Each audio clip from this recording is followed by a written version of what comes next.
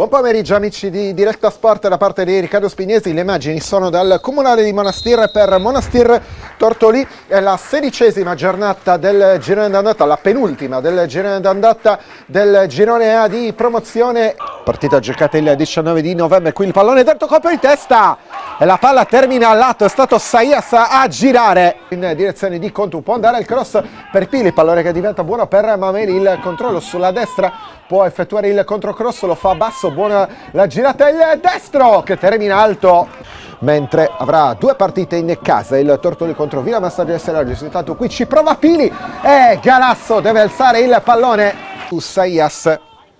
Lanci in avanti per Frau, il controllo di petto, Frau che salta l'avversario, D'Agostino in area di rigore, D'Agostino il tiro e Falconetti che va a respingere, non è finita, c'è ancora Frau che subentra in area, cade anche a contrasto, tutto regolare, però allora il rinvio, Riep in direzione di Frau, lo scambio ancora Riep, entra in area da sinistra, 1 contro 2, Riep serve Arengino che può andare al cross col destro, lo fa sul secondo palo, diventa quasi un tiro, allora Falconetti deve smanacciare per evitare qualsiasi problema.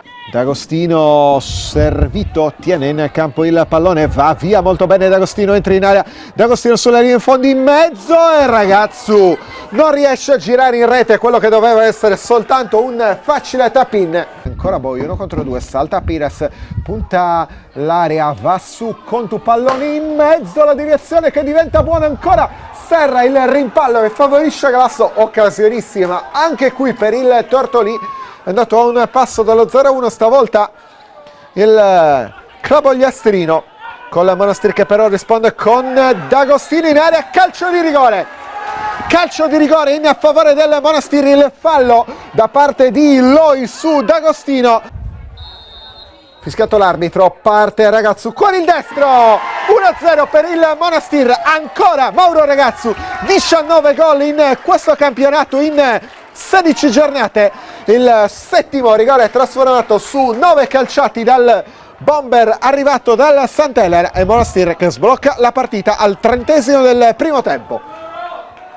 Questa prima mezz'ora è stato sicuramente il più attivo, qui Riep riesce a servire, Arengino va con il destro al centro e pallone che finisce in porta, è un autogol quello di Lotto, la deviazione sul tiro cross di Arengino, vanno tutti giustamente a festeggiare con il classe 2005 Monastir che raddoppia. Bene Piras che in mezzo a tre riesce a servire Riep, a campo per avanzare l'argentino, va Riep, il dribbling, l'apertura sulla destra per Arengino, il controllo in area, pallone in mezzo, arriva il 3-0, ha segnato Gianluca Riep il primo gol in questo campionato e dopo 3 minuti il Monastir firma il terzo gol di questa partita. Ottima ancora la giocata da parte di Arengino sulla destra e sul suo cross basso il tocco di Riep ha anticipato Falconetti, l'ha mandato fuori causa, Monastir 3, Tortolì 0.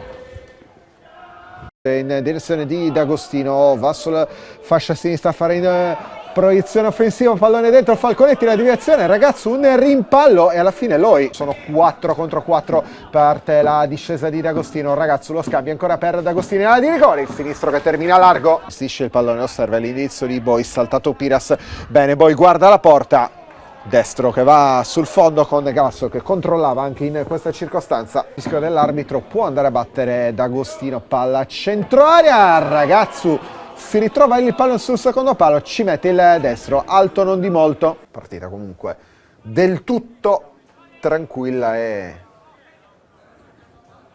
con anche sportività in campo, senza che ci siano state particolari contestazioni.